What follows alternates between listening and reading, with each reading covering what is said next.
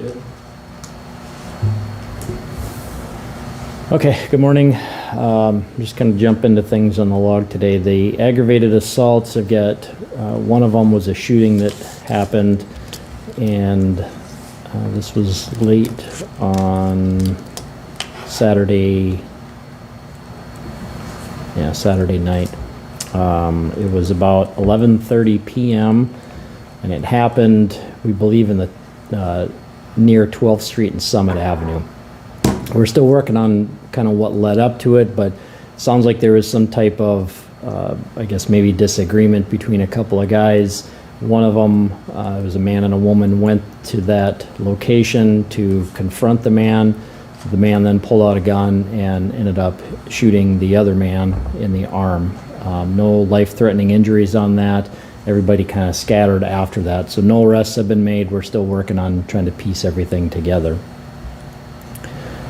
Most of the other aggravated assaults are domestics. A lot of people threatened.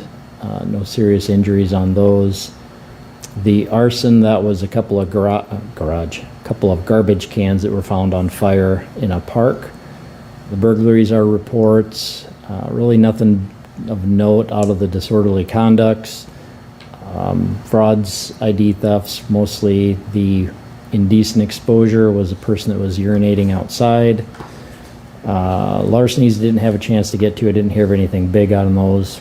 Sex offenses are all reports. Nothing suspicious with any of the unattended deaths. The vandalism's really nothing concentrated in any area. And the one weapons violation, that was some shell casings that were found. That's it. The homicides, nothing new with those investigations. The missing person, nothing new with that. Still looking and still working on all of those cases. So you guys know who shot who at that 12th and Summit? Well, I guess I'm just wondering, is there a suspect? yeah, I mean, no arrests have been made, but we're working on identifying the suspect at this point. So I said we're a little,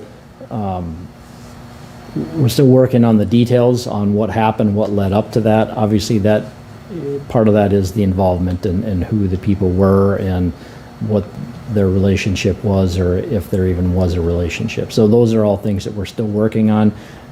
We're making progress in that, but at this point, no arrests have been made. So just still early on in the investigation, Right. piecing the pieces of the puzzle together. Yep, that's exactly it. In terms of the missing man, Tyler Weathersby in Sioux Falls, what kinds of search efforts specifically by police are still being made to look for him right now? Well,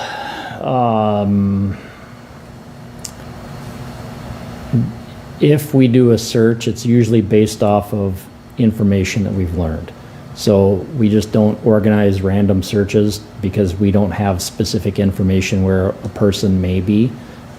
But if we have that information, if a person is in a particular area or, was in that particular area, then we would certainly organize a search. But when we have just a missing person case like this and know that they left a home, we don't have an idea of where they went or where they may be. And so it's really difficult to try to organize a search when you don't have any area to concentrate that search in. We really haven't done any searches. I think there's been a couple of times when we've utilized our drones to fly and check different areas, but it's really based off of information that we learn through this investigation. And so that's really kind of what drives everything, is what we learn from that investigation. Is there any suspicion of foul play with this yet, or no?